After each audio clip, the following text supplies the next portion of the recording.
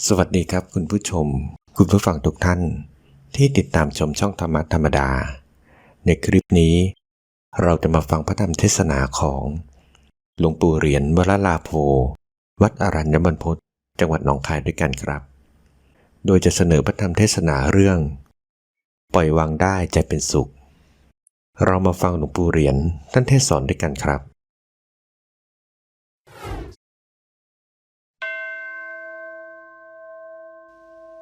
พึงพากันตั้งใจให้แน่วแน่อย่าส่งใจไปทางอื่นเวลานี้เรามาประชุมกันในศาลาการประเรียนนี้ความมุ่งหมาย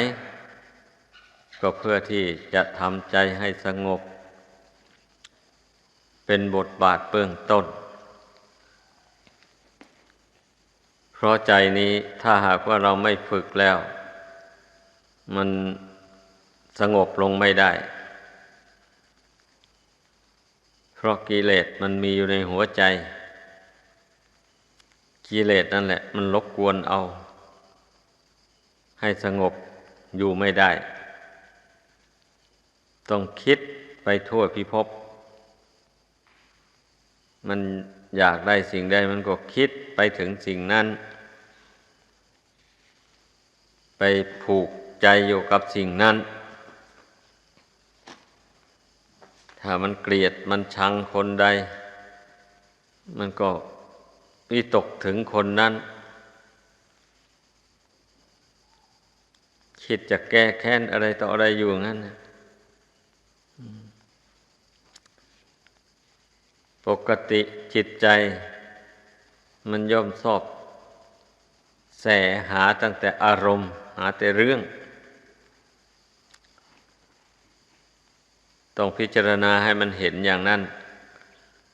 มันถึงพอใจในการทำใจให้สงบให้มันเห็นว่าไอ้ความคิดที่ส่งสายไปมาไม่หยุดยั้งนั้นมันน่าเบื่อมันไม่สบายมันรำคาญการที่เรามาทำใจให้นิ่งอยู่ได้นี่มันแสนสบายมันไม่มีกังวลหน้ากังวลหลังอะไรนี่ลองทำดูนะทุกคนเนี่ยทำดูก็รู้ได้ทำใจให้ว่างลงไปจากอารมณ์ต่างๆที่เป็นอดีตอนาคตไม่ต้องสนใจกับมันเพราะเรื่องอดีตมันก็ล่วงมาแล้วเราจะไปทำยังไงให้มันกลับคืนดีกว่าเก่ามันก็ดีไม่ได้สิ่งใดที่มันเสียหายไปแล้วนะสิ่งใดที่มันดีอยู่แล้วมันก็ดีอยู่ตามเรื่องของมันแล้วเราจะไปคิดให้มันดียิ่งขึ้นไปกว่านั้นก็ไม่ได้อนาคตก็ยังไม่ได้ไม่ถึงแม้คิดไปก็ไม่ได้หรอกตามความคิดหรอกเพราะยังไม่ได้ทำอะไรกายก็นั่งอยู่นี่ดังนั้นคิดไปก็คิดไปให้รำคาญเปล่าๆนี่ก็ยังไม่ได้ทำอะไรเลยการข้างหน้านั่นนะพี่นะให้มันเห็นเมื่อพี่นาเห็นอย่างนี้แล้วมันก็ไม่ชอบจะคิดส่งไปดอกข้างหน้าไม่คาดการมันแหละเวลาที่เราทำความสงบใจอยู่นี่นะก็ต้องงดแหละอันเมื่อออกจากสมาธิแล้วจะคิดอ่านการงานอะไรล่วงหน้าก็คิดไปในเรื่องที่มันจะเป็นประโยชน์นั่นนะแต่ในขณะนั่งสมาธิอยู่นี่ไม่ต้องไปวาดภาพมันเลยมันรบกวนใจไม่ให้สงบ เรามุ่งให้ใจมันเป็นหนึ่งขณะนั่งสมาธิอยู่เนี่ย ให้ตั้งใจลงอย่างนั้น ดังนั้นเรื่องใดที่ควรคิดก็ไม่คิดมันก่อน เอาไว้ก่อน เอาไว้คิดทีหลังเตือนตนเข้าไปอย่างนั้น แล้วก็มากำหนดลมหายใจเข้าหายใจออกนี่ เข้าไปแล้วไอ้ความคิด ความอยากคิดไปในเรื่องต่างๆมันก็ยุติลง แต่ถ้าไม่กำหนดรู้ลมหายใจเข้าหายใจออกนี่ มันจะไม่ยอมหยุดหรอกความคิดนะมันก็คิดเรื่อยเปื่อยไปอยู่งั้นแหละดังนั้นให้พากันเข้าใจอุบายวิธีทำใจให้สงบลง นอกจากอุบายอย่างว่านี้แล้วไม่มีอุบายอื่นนะการที่พระพุทธเจ้าก็ดีหรือพระอริยเจ้าทั้งหลายท่านเข้าฌานนี่ท่านก็มากำหนดลมหายใจเข้าออกนี่แหละแล้วก็จึงมาวิตกยกจิตขึ้นสู่พระกรรมฐานอย่างใดอย่างหนึ่งเช่นมานึกถึงความตายอย่างนี้นะความตายนี่คือความแตกขาดแห่งชีวิตดินชีเพิ่นว่าความแตกขาดนี่ก็พูดกันอย่างง่ายๆก็ว่ากายกับจิตแหละพรากจากกันจิตก็อาศัยอยู่ในร่างกายนี้ไม่ได้ร่างกายนี้ก็มันหมดสภาพที่จะให้จิตอาศัยได้แล้วเหมือนอย่างบ้านเรือนที่มันชำรุดทรุดโทรมมากแล้วฝนตกมาก็รดรั่วลงไปแดดออกมาก็เผาเร่าร้อนอะไรหมดนี้นะใครๆก็ย่อมจะอาศัยเรือนหลังนั้นอยู่ไปไม่ได้เลย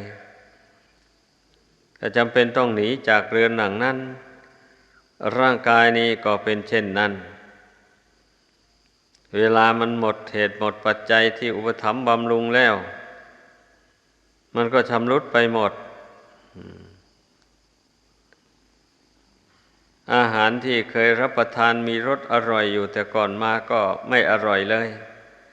จืดชืดไปหมดเรียกว่า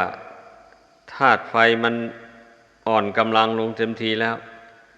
มันไม่รับช่วยย่อยอาหารเลยเมื่อธาตุไฟมันอ่อนลงแล้วมันก็ไม่อยากอะไรแหละไม่หิวอะไรเลยอันนี้ก็ส่อให้เห็นแล้วว่ามันใกล้จะตายแล้วนอนก็ไม่หลับเข้าไปอย่างนี้เลยเดินเหินไปมาทางไหนก็ไม่ได้มีแต่นอนอยู่ที่เดียวเลยเอาไปเอามาร่างกายนี่ก็เคลื่อนไหวไม่ได้เลยนั่นแหละเหลือแต่ลมหายใจเข้าออกเท่านั้นต่อไปลมหายใจก็สั้นเข้าสั้นเข้าสั้นเข้าในที่สุดก็ยุติลงไปลมหายใจเมื่อลมหายใจหยุดลงจิตจะอาศัยอยู่ในร่างนี้ไม่ได้เลยก็ต้องถอนออกไปดังนั้นชีวิตของคนเราเนี่ยมันจึงอาศัยลมหายใจเนี่ยเป็นเครื่องหมายว่ายังเป็นอยู่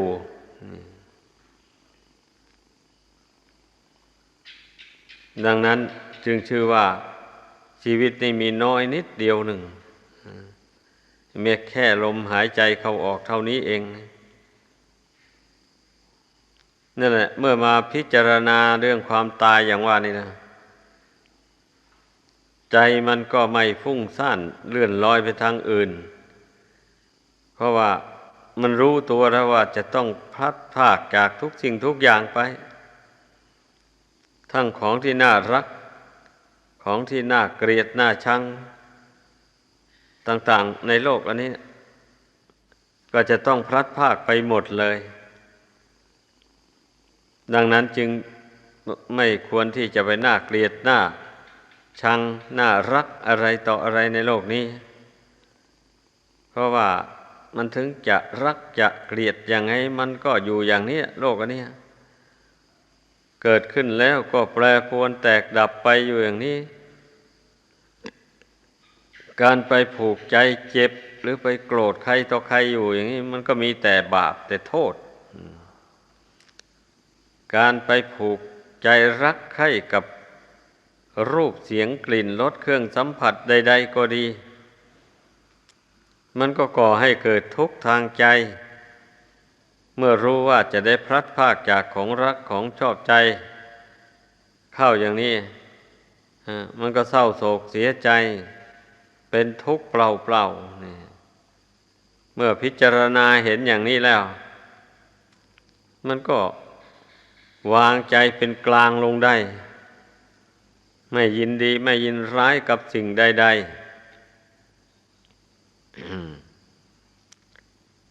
เพราะว่า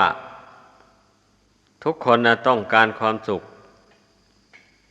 ทีนี้ความสุขที่แท้จริงแล้วมันเกิดจากความสงบใจจากกิเลสตัณหาต่างหากไอ้ความสุขที่ไม่จีรังยั่งยืนนั่นมันก็เกิดดับอยู่อย่างนั้นตามเรื่องมันแต่ผู้มีปัญญาแล้วก็จะไม่พอใจอยู่ในความสุขชั่วคราวนั้นเพราะว่าเป็นความสุขที่ไม่ยั่งยืนดังนั้นจึงน้อมใจไปเพื่อความสงบที่นี่ผู้ต้องการความสุขอันเป็นแก่นสารแล้วจึงน้อมใจไปสู่ความสงบผู้ไม่เห็นคุณค่าแห่งความสงบอันเป็นแก่นสารอย่างว่านี่มันก็ไม่น้อมใจไปหาความสงบมีแต่ส่งใจไปหาเรื่องที่ให้เกิดความรักความชังความหลงความเมาไปต่างๆนานางี้นะนั่นแหละให้พึงเข้าใจการที่ในพระพุทธศาสนานี่นะพระพุทธเจ้าทรงวางระเบียบหรือแสดงข้อปฏิบัติไว้เกี่ยวกับการนั่งสมาธิภาวนาเจริญสมถะวิปัสสนาก็เพราะจุดมุ่งหมายดังกล่าวมานั่นเองนะจุดมุ่งหมายเพื่อให้พุทธบริษัทได้รับความสุขอันเป็นแก่นสารซึ่งเกิดจากความสงบใจนี่ความมุ่งหมายของพระพุทธเจ้านะผู้ใดหลงไหลอยู่ในกามคุณทั้งห้านั้นมากอย่างนี้มันก็ไม่พอใจที่จะโน้มใจสู่ความสงบได้เพราะว่าเมื่อน้อมใจสู่ความสงบแล้วมันจำเป็นต้องคลายอารมณ์แห่งความรักความใคร่นั้นออกไปมันถึงจะสงบลงได้ถ้าไม่คลายอารมณ์เช่นนั้นออกไปก่อนแล้วจิตจะไม่ยอมลงไปสู่ความสงบเลยนี่มันตรงกันข้ามอย่างนี้แหละนั้นผู้ปฏิบัติในพุทธศาสนานี่มันต้องทิ้งอารมณ์เหล่านั้นอย่าไปหวงไว้นั่นต้องสละออกไปไม่เช่นนั้นจิตใจก็สงบลงไม่ได้จริงๆการทำใจสงบเนี่ยนับว่าสำคัญทีเดียว ถ้าใจสงบไม่ได้แล้วก็จะไปเจริญวิปัสสนาก็ไม่ได้ไม่สามารถจะรู้แจ้งเห็นจริงอะไรได้เลยดังนั้นให้พึงเข้าใจกันอย่าเพิ่งไปชอบพิจารณาอะไรต่ออะไรก่อนแต่พิจารณาเรื่องกรรมฐานเรื่องความตายอย่างนี้อันนี้มันก็จำเป็นอยู่เองถ้าไม่คิดไม่พิจารณามันก็ไม่รู้สึกตัวแต่ส่วนที่อย่าไปคิดถึงเรื่องอริยสัจธรรมอะไรไปโน่นนะมันไม่ไหวเมื่อใจยังไม่สงบการที่เรามาพิจารณาถึงความตายอย่างว่านี่มันทำให้จิตหดตัวเข้ามาไม่ให้มันยืดออกไปไกลนั่นนะหดตัวเข้ามาหาความสงบก็มองเห็นชีวิตนี่สั้นนิดเดียวหนึ่งมันก็ไม่อยากได้อะไรแล้วปะท่านนะมันก็หดตัวเข้ามาสงบลงเป็นหนึ่งอยู่ในปัจจุบันนั่นแหละเมื่อมาทำใจสงบลงไปแล้วรักษาความสงบใจนั้นไว้ให้มันได้นานพอสมควรเมื่อมันสงบไปนานพอสมควรแสดงว่าจิตมันก็มีกำลังแหละเหมือนอย่างเราพักผ่อนร่างกายหลังจากทำการงานเหน็ดเหนื่อยมาแล้วมานอนนิ่งๆอยู่พอสมควรแก่เวลาแล้วมันตื่นขึ้นมามันก็กระปรี้กระเป๋าแบบนี้เรียกว่ามีกำลังดีขึ้นมันได้พักผ่อนแล้วพร้อมที่จะทำงานต่อไปได้อีกเช่นไถนาคลาดนาขุดดินฟันไม้ถากไม้อะไรหมดเนี่ยมันก็ทำได้ถ้าจะทำแต่การงานตลอดไปแล้วไม่มีเวลาพักผ่อนเลยนี่มันไปไม่ไหวสักหน่อยร่างกายนี่มันก็ทรุดโทรมลงไปแล้วก็ทำงานต่อไปไม่ได้เลย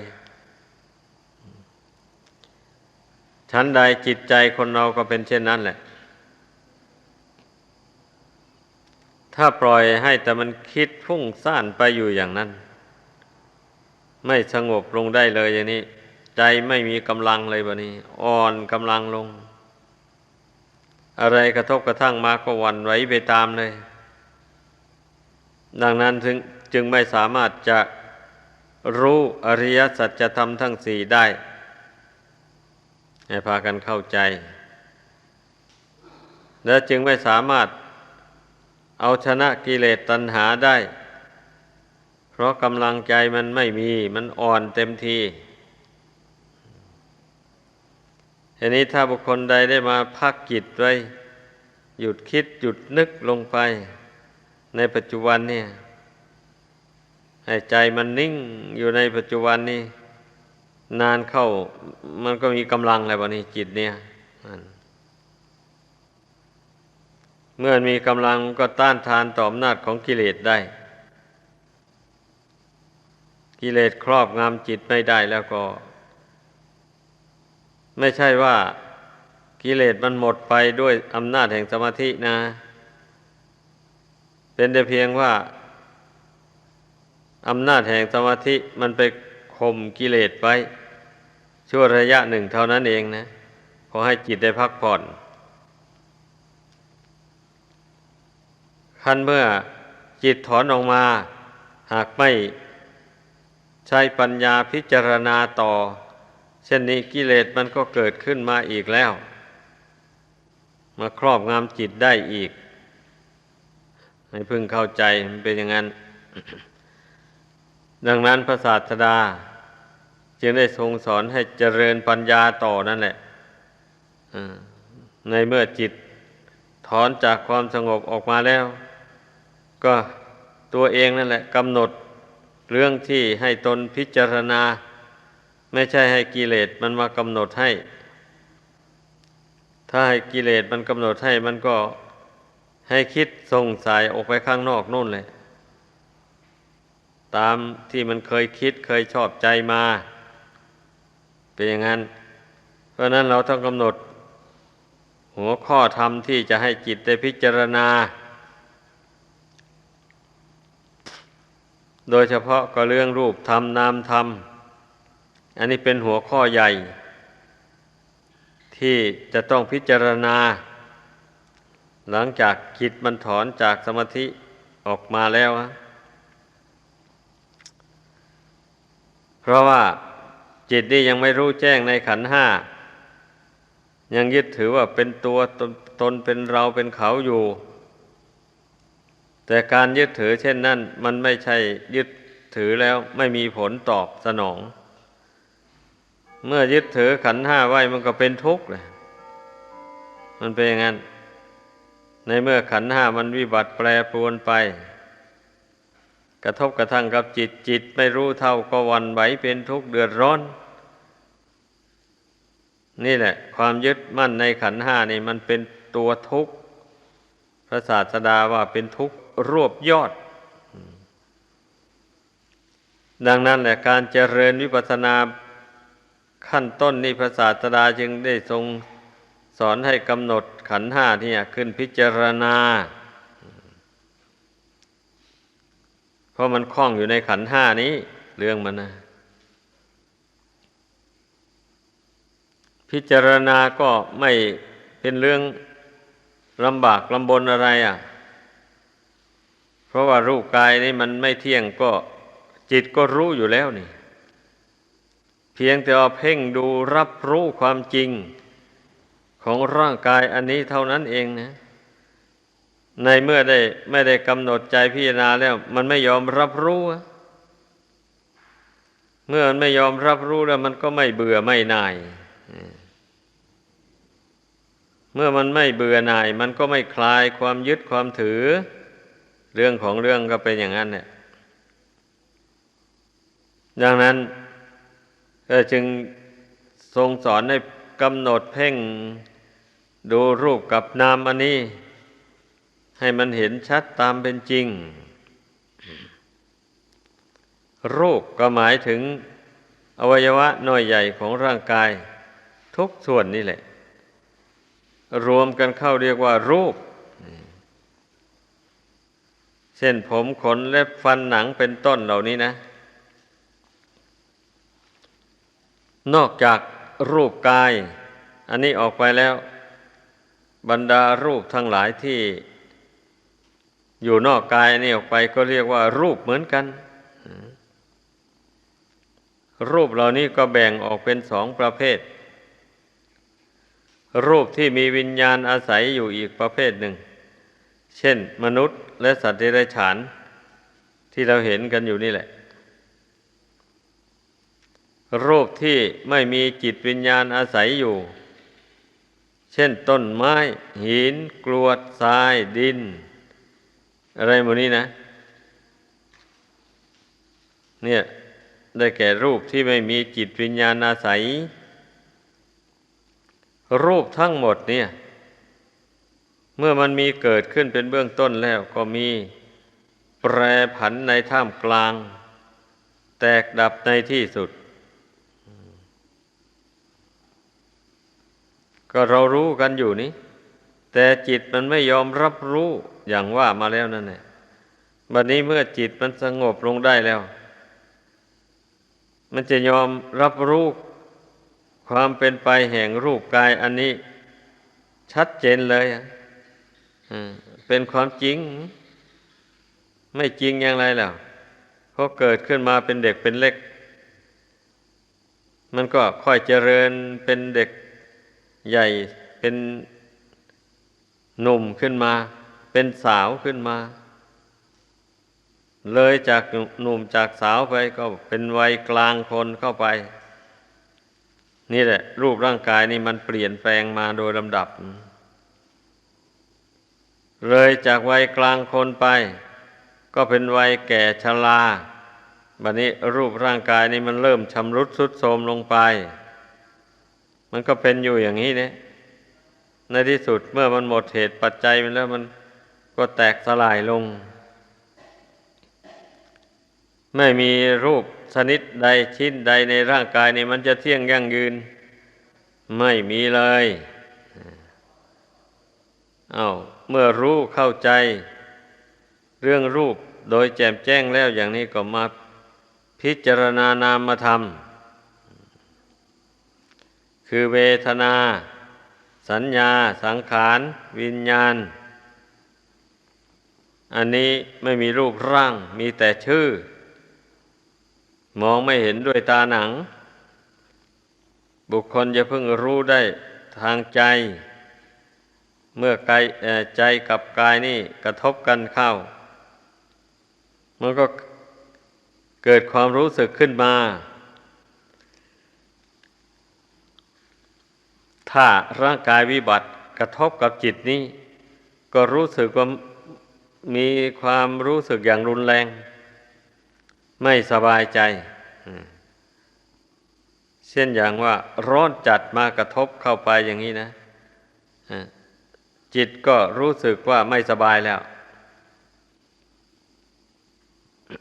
เจ็บตรงโน้นปวดตรงนี้มันก็มากระทบกับจิตนี่จิตนี่ก็ผิดปกติไปแล้วไม่สบาย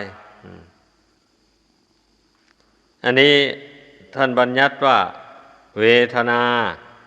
หรือบัญญัติว่าทุกขเวทนาอย่างนี้แหละเมื่อร่างกายมันเป็นปกติดีโรคภัยอันร้ายแรงไม่เบียดเบียนกายกับจิตเนี่ยมันถูกต้องกันมันก็ไม่ถูกต้องอย่างรุนแรงอย่างที่เมื่อร่างกายมันวิบัตินั่นนะเห็นหายใจเข้าหายใจออกมันก็สม่ำเสมอไปจิตใจก็เลยสบายอันนี้ท่านก็บัญญัติว่าสุขเวทนาทีนี้เมื่อใจมันเฉยๆยินดีก็ไม่ยินดียินร้ายก็ไม่ยินร้ายมันเฉยๆต่อรูปต่อนามอันนี้ท่านก็บัญญัติว่าอุเบกขาเวทนานี่ท่านเรียกว่าเวทนาสามเวทนาห้าก็เติมโสมนัสสะเวทนาโทมนัสสะเวทนาเข้าไปโสมนัสสะเวทนานั่นได้แก่จิตนี่มีความตื่นเต้นต่ออารมณ์ที่น่ารักใคร่พอใจต่างๆอย่างรุนแรงมันทำให้เกิดความยินดีสูงเป็นความยินดียิ่งบางคนถึงกับน้ำตาไหลนั่นยินดีหลายนั่นแหละพอใจมากนี่ท่านเรียกว่าโสมนัสสะเวทนาเมื่อจิตได้กระทบกับอารมณ์ที่ไม่น่าพอใจหรือว่าได้กระทบกับบุคคลที่น่าเกลียดน่าชังอย่างนี้มันก็โทมนัสคับแค้นใจเพราะจะทำอะไรเขาก็ไม่ได้อย่างนี้พอมานึกถึงว่ามันผิดกฎหมายถ้าจะไปฆ่าไปแกล้งกันก็มีแต่โทมนัสคับแค้นใจกับคนคนนั้นอยู่ร่ำไปอย่างนั้นแหละนี่ท่านบัญญัติว่าโทมนัสสะเวทนาคือความโทมนัสคับแค้นใจในเรื่องนั้นๆมากมันเป็นอย่างนั้นนี่เรื่องลักษณะของเวทนามันมีอยู่5ประการอย่างนี้เราต้องเพ่งพิจารณาดูให้รู้ลักษณะอาการของเวทนา5ประการนี้สัญญาความจำหมายได้แก่จำรูปเสียงกลิ่นรสเครื่องสัมผัสอันเป็นที่น่ารักใคร่พอใจบ้างอันเป็นที่น่าเกลียดน่าชังบ้างอันเป็นที่ไม่น่ารักไม่น่าชังบ้างนี่ลักษณะของสัญญามีหน้าที่จดจ อารมณ์ต่างๆหรือว่าเรื่องต่างๆที่ให้เกิดความยินดียินร้ายต่างๆหมดนี้นะนั่นสังขารได้แก่สภาพที่ปรุงแต่งใจให้คิดดีบ้างคิดชั่วบ้างคิดไม่ดีไม่ชั่วบ้างวิญญาณได้แก่ความรู้แจ้งทางตาทางหูทางจมูกทางลิ้นทางกายทางใจนี่เมื่อตาไม่วิบัติวิญญาณมันก็มาอาศัยอยู่ที่ตานี่แล้วก็ทำให้ได้ได้รับความรู้สึกทางตาได้เป็นอย่างดีเช่นลมพัดมาอย่างนี้นะก็รู้สึกว่าลมพัดแรงนี่แสบตาอย่างนี้แหละแม้ลมไม่พัดกระพริบตาไปมาอยู่นี่ก็รู้สึกอยู่หรือว่ามีฝุ่นละอองอะไรปลิวเข้ามาใส่ตาก็รู้สึกว่าแสบแสบเจ็บเจ็บเข้าไปแล้วนี่เรียกว่าวิญญาณทางตาทีนี้เมื่อตานี่มันวิบัติลงหากว่าส่วนสำคัญมันเสียหายเช่นแก้วตาแตกลงไปอย่างนี้นะหรือว่าถุงน้ำตาแตกอย่างนี้นะวิญญาณไปอาศัยอยู่ไม่ได้เลยเราก็เรียกว่าตาบอดมองอะไรไม่เห็นแล้ววันนี้โสตะวิญญาณทางหูถ้าหูนี่มีปกติเวลาแก้วหูนี่มันแตกบ่หรือว่าเขาเรียกว่าเยื่อที่บังอยู่ในหูเนี่ย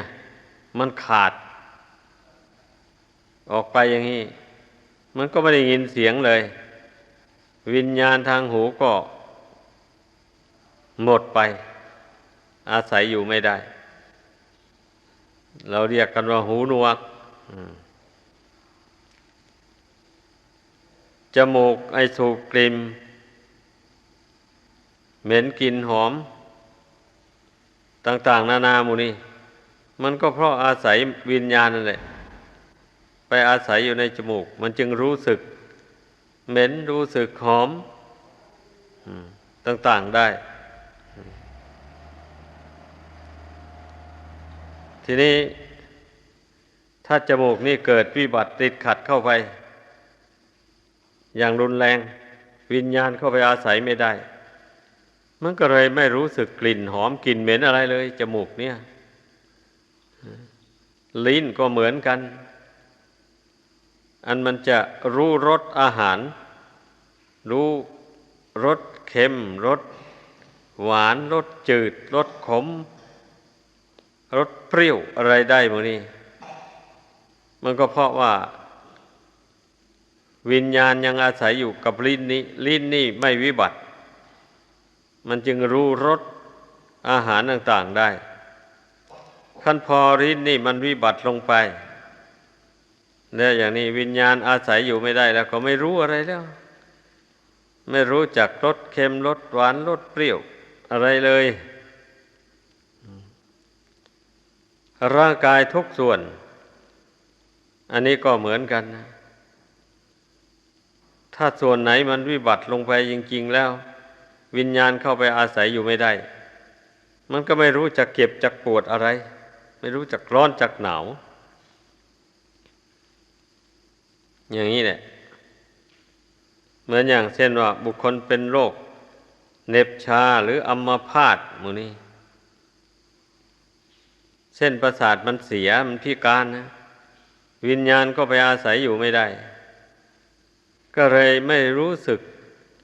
อะไรนะอวัยวะส่วนนั้นนะไม่รู้สึกเจ็บไม่รู้สึกปวดอะไรนะแล้วก็ใช้การอะไรก็ไม่ได้ไม่มีกำลัง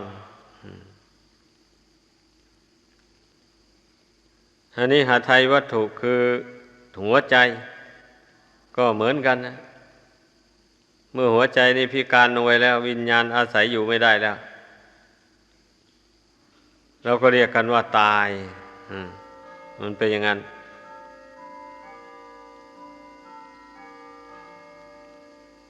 เพราะฉะนั้นให้พึ่งพากันศึกษาให้เข้าใจนามธรรมทั้งสี่ประการเนี่ยต้องพิจารณาเมื่อทำใจสงบลงไปแล้วนะเมื่อเราเพ่งอยู่ภายในนี่มันก็รู้ได้ถึงจะไม่มีรูปร่างก็ตามนามธรรมทั้งสี่นี่นะมันรู้ได้โดยสัมผัสทางใจ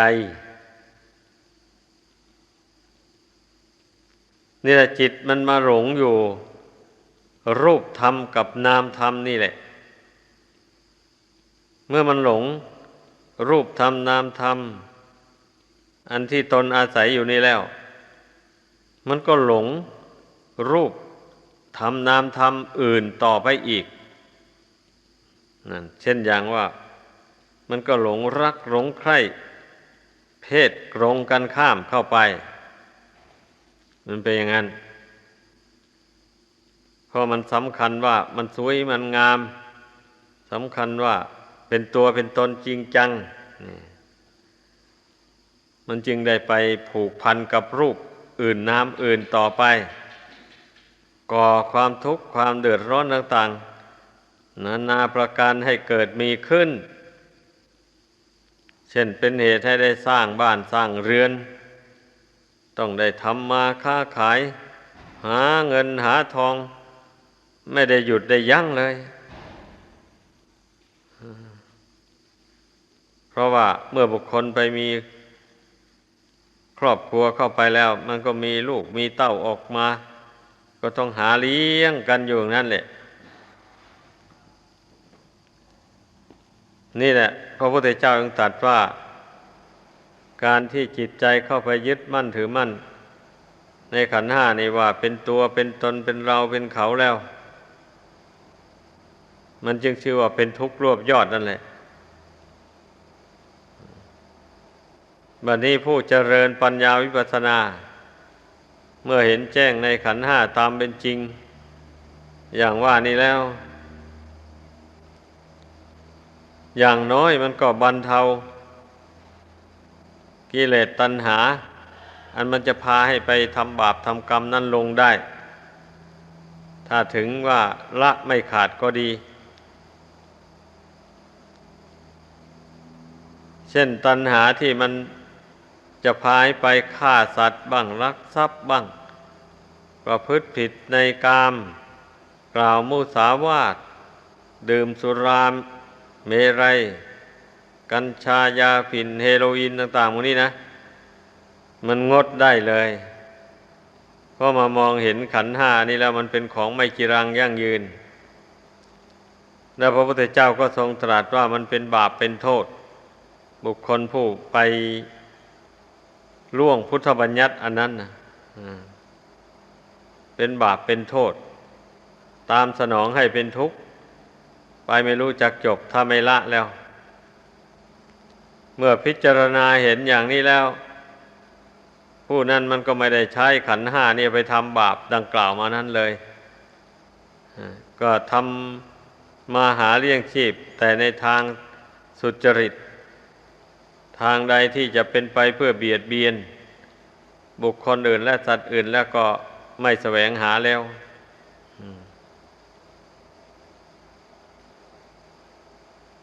ก็ชื่อว่าเป็นผู้มีศีลบริสุทธิ์เป็นผู้มีคุณธรรม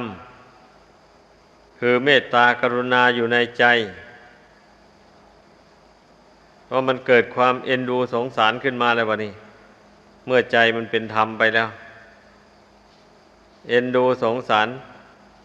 ทั้งมนุษย์ทั้งสัตว์ดิเรกชันไม่ปรารถนาจะไปทุบไปตีไปทำลายล้างผลาญชีวิตของมันเกิดความสงสารเจ้าของทรัพย์สมบัติที่เขาหามาแสนทุกข์แสนยากแสนลำบาก เมื่อหามาได้แล้วใครๆก็หวงแหนไม่อยากให้ใครมาแย่งชิงเอานี่เมื่อเกิดสงสารเจ้าของทรัพย์มาอย่างนี้นะมันก็ไม่ปรารถนาจะไปลักไปล่อไปหลอกลวงช่อโกง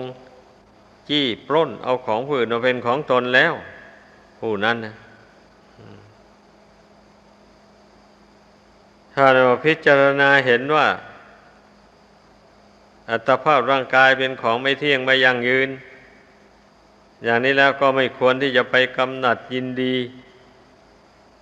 ในรูปที่เป็นบาปเป็นโทษเช่นอย่างว่ารูปที่เขามีเจ้าของหวงแหนแล้วอย่างนี้นะก็ไม่ควรที่จะไปแย่งไปชิงไปหลอกไปลวงเอามาบำรุงบำเรอความใคร่ของตัวเองเพราะมันเป็นบาปเป็นเวรและถึงแม้จะยินดีพอใจบำรุงบำเรอในรูปเสียงกลิ่นรสเหล่านั้นร่างกายอันนี้มันก็ไม่ทนทานไปเท่าไหร่ไปมันก็แตกก็ดับมันเห็นแจ้งอย่างนี้แล้วมันก็คลายความยินดีพอใจในรูปเสียงอันเป็นบาปเป็นโทษดังกล่าวมานั้นได้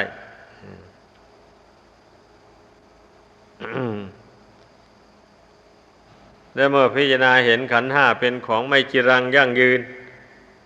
และอย่างนี้มันก็ไม่ปรารถนาที่จะไปพูดเท็จพูดส่อเสียดพูดคำหยาบพูดเพ้อเจ้อให้คนอื่นเขาเป็นทุกข์เดือดร้อนเมื่อโกรธขึ้นมาแล้วมันชอบพูดคำหยาบโลนต่างๆด่ากันแช่งกันพูดเสียดแทงกันหมดนี้นะเมื่อมันเห็นแจ้งในขันธ์ห้านี่ว่าเป็นของไม่เที่ยงไม่ใช่ตัวตนแล้วไม่ใช่ของเราไม่ใช่ของเขาแล้วอย่างนี้ก็จะไปด่าเขาทำไมด่านะมันก็ด่ารูปด่าดินด่าน้ำด่าไฟด่าลมเฉยๆแต่แล้วมันเป็นบาปเป็นโทษนะถึงแม้ว่ามันจะเป็นดินเป็นน้ำเป็นไฟเป็นลมก็จริงแต่ว่ามันมีจิตวิญญาณอาศัยอยู่ในนั้นเมื่อมันถูกด่าถูกว่าเข้าไปก็เป็นทุกข์คนผู้นั้นนะดังนั้นแหละมันถึงเป็นบาปไอ้คำด่าคำว่าคำเสียบแทงกันให้เจ็บอกเจ็บใจนี่นะจึงเป็นบาปเป็นโทษนั่นแหละเพราะไปทำให้ผู้อื่นเป็นทุกข์เดือดร้อนใจเพราะคำพูดของตัวเองนี่ต้องให้เข้าใจอย่างนั้นของเสพติดให้โทษต่างๆสุราเมรัยกัญชายาฝิ่นเฮโรอีนหมู่นี่มันก็ล้วนตั้งแต่เป็นกรรมเป็นเวรทั้งนั้นเลยไม่เป็นเวรยังไงเล่าสุราเมรัยอย่างนี้นะผู้ใดดื่มเข้าไปบ่อยๆเข้ามันติดเมื่อมันติดแล้วไม่ได้ดื่มก็อยู่ไม่ได้เมื่อมีเงินมีทองอยู่ในกระเป๋าเท่าไรก็ไปหาซื้อดื่มอยู่ไปดื่มน้อยๆมันก็ไม่พอเพราะว่ามันชินกับรสชาติของสุรานั้นพอแรงแล้วร่างกายอันนี้มันต้องมากเพิ่มขึ้นไปเรื่อยๆดังนั้นเงินทองมีเท่าไหร่ก็หมดไปเพราะดื่มสุรานั่นนี่มันจะไม่เป็นเวรยังไงล่ะมันก่อทุกข์ให้แล้วกัญชายาฝิ่นเฮโรอีนก็เหมือนกันกัญชาในบุคคลใดสูบมากๆเข้าไปแล้วก็ให้เกิดเป็นบ้าขึ้นมาพูดเพ้อไปทั่วไม่มีสติสัมปชัญญะ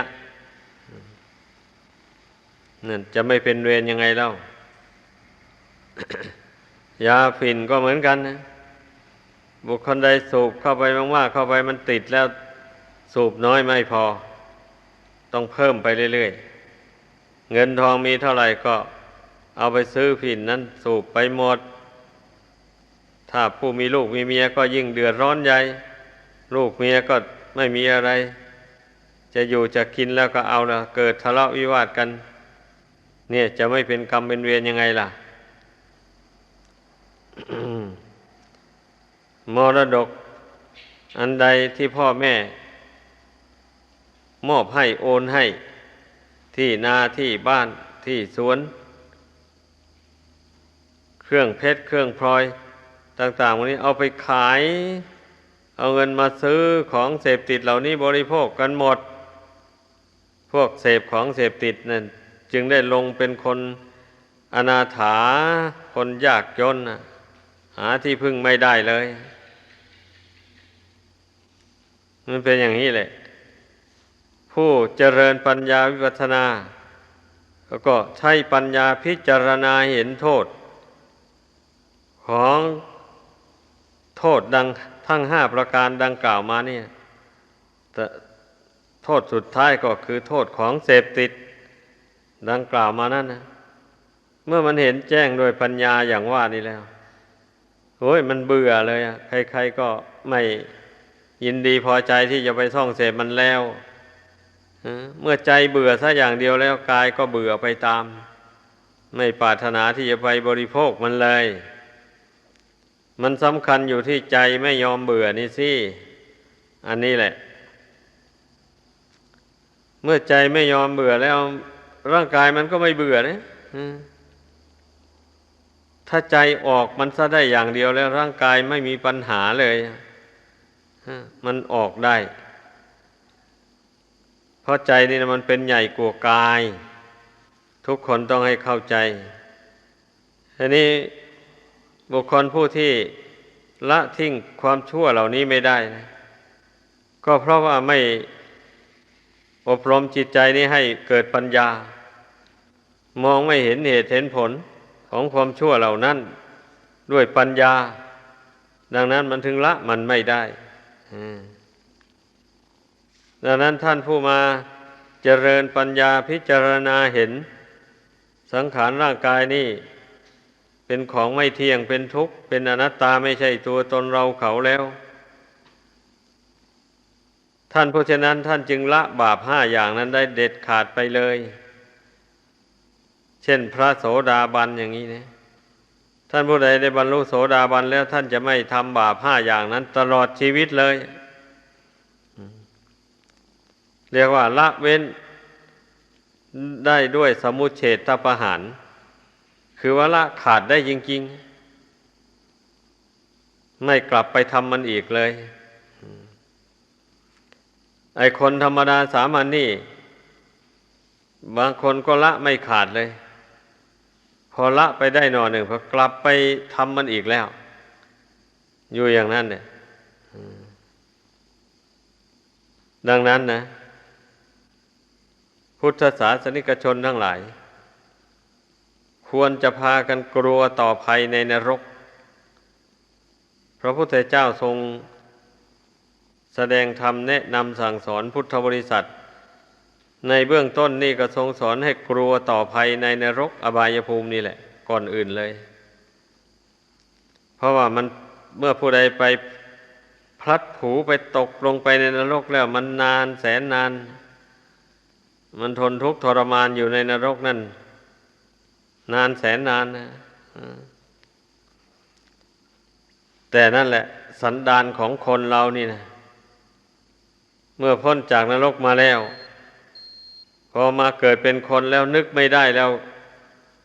เลยไม่นึกว่าตนได้ไปตกนรกเลยเพราะอวิชชาตัณหามันปิดบังนะเลยมาเพลิดเพลินมัวเมาสร้างบาปสร้างกรรมใส่ตัวอีกในชาติที่เกิดนั้นนะอ้าวพอตายแล้วก็ไปตกนรกอยู่ของเก่านั่นแหละอีกนะเหมือนอย่างคนนักโทษเนี่ยอ้าวเมื่อไปทำผิดกฎหมายเขาจับไปฟ้องร้องติดคุกติดตารางเข้าไปแล้วมันยังไม่เบื่อไม่หน่ายต่อคุกต่อตารางนั้นเมื่อพ้นโทษออกมาแล้วไปหน่อยหนึ่งไปทำผิดกฎหมายอีกแล้วเขาไปจับไปเข้าคุกไอ้อย่างนี้นะ ก็ต้องได้ไปทนทุกข์ทรมานอยู่ในคุกในตารางนั้นไปชีวิตของผู้นั้นก็เลยไม่มีความหมายอะไรเลยเป็นหมันไปเสียเปล่ามีแต่ทุกข์บัดนี้หอบเอาแต่ทุกข์ไปอยู่ในโลกนี้ก็นอนแช่อยู่กับกองทุกข์ละโลกนี้ไปแล้วก็หอบเอาทุกข์นี่ติดตัวไปด้วยมีแต่ทุกข์กับทุกข์เลยบัดนี้บุคคลผู้มัวเมาประมาทไม่เชื่อพุทธโอวาทคำสั่งสอนดังนั้นน่ะขอได้พากันพิจารณาดูที่ชี้แจงเหตุผลแห่งความชั่วให้ฟังนี่ก็เพื่อให้ผู้ฟังนั้นเจริญปัญญาวิปัสสนาแล้วน้อมเข้าไปพิจารณาดูว่าจะเห็นตามหรือไม่ถ้าเห็นตามแล้วก็มันก็ละเว้นไปในตัวแหละถ้าไม่เห็นตามแล้วก็ไม่ละเว้นก็แล้วไปใครต้องการอยากเสวยทุกข์ทนทรมานอยู่ในโลกสงสารอันนี้ก็เอาไปไม่มีใครว่าอะไรถ้าผู้ใดเบื่อต่อทุกข์ภายในสงสารนี้แล้วจำเป็นต้องได้ปฏิบัติตามคำสอนของพระพุทธเจ้าดังแสดงมานี้สิ่งใดเป็นบาปเป็นโทษต้องตัดสินใจละเว้นจริงๆเลยตายเป็นตายถ้าจะไปทำบาปอยู่เนี่ยแหนงว่าตายซะดีกว่าตายแล้วมันไม่ได้ทำบาปเอาปานนั่นแหละตัดสินใจลงไปเลย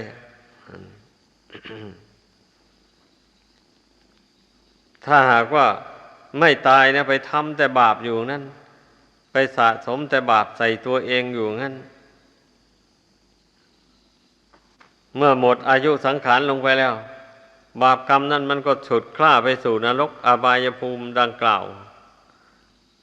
ก็ไปทนทุกข์ทรมานอยู่นู่นนะนานแสนนานผู้ใดทำบาปมากก็ต้องเสวยทุกข์อยู่นานมากทีเดียว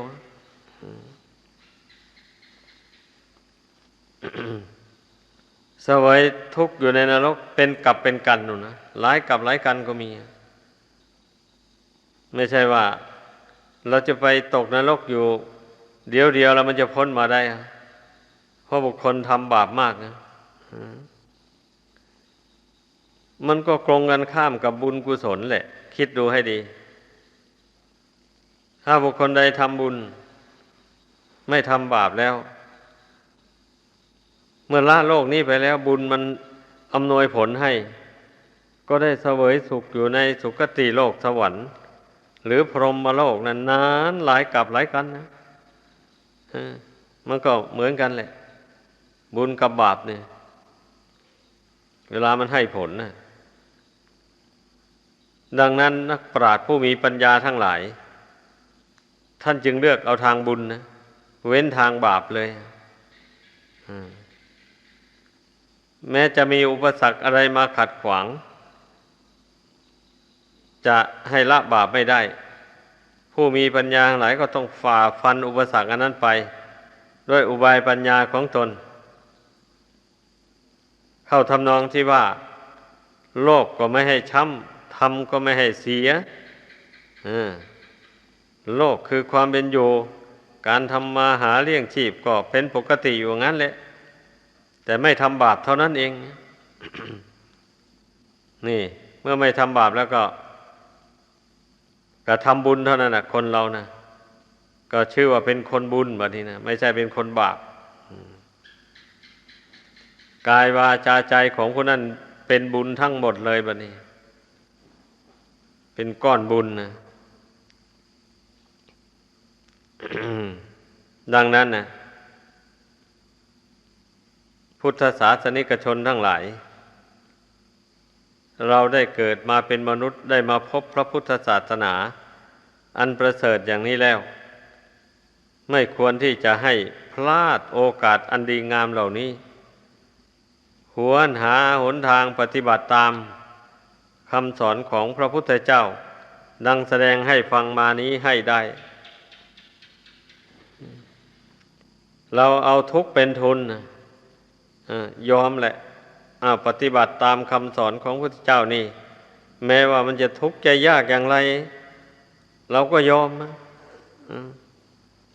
ดีกว่าที่ไปทำบาปแล้วเป็นทุกข์นั้นเพราะเราทำบุญกุศลเราไม่ทำบาปนี่ทำการทำงานอันที่ไม่เป็นบาปเป็นโทษนี่นะมันเป็นทุกข์ก็จริงอยู่หรอกแต่มันมีผลเป็นสุขในการต่อไปและมีผลเป็นสุขในปัจจุบันนี้ด้วยเพราะบุคคลเราเมื่อเวลามานั่งภาวนากรวดดูความประพฤติทางกายวาจาใจของตนไม่เป็นบาปเป็นโทษแล้วมันก็สบายใจไม่ใช่เหรอนี่มันมีความสบายใจเย็นใจไปตั้งแต่ก่อนตายนี่แล้วดังนั้นนะให้พากันพิจารณาให้ดีเมื่อผู้ใดเจริญปัญญาวิปัสสนาเพ่งพิจารณาธาตุสี่ขันธ์ห้าดังแสดงให้ฟังมานี่เห็นแจ้งประจักษ์ด้วยปัญญาอันยิ่งแล้วผู้นั้นจะเว้นจากบาปจากโทษต่างๆได้ถ้าหากว่าบุญวาสนาบารมียังไม่แก่กล้าพอไม่สามารถจะบรรลุมรรคผลธรรมวิเศษขั้นใดขั้นหนึ่งได้ก็ตาม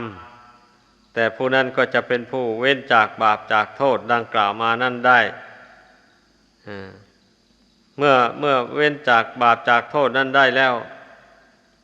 มันก็มีแต่จะบ่ายหน้าไปสู่พระนิพพานโดยตรงเลยแบบนี้นะชีวิตนี่นะดำเนินไปในสงสารอันนี้ก็จะมีแต่สร้างแต่บุญแต่กุศลความดีไปชีวิตจิตใจนี่ก็ใกล้ต่อพระนิพพานเข้าไปเรื่อยๆนี่ดังแสดงมา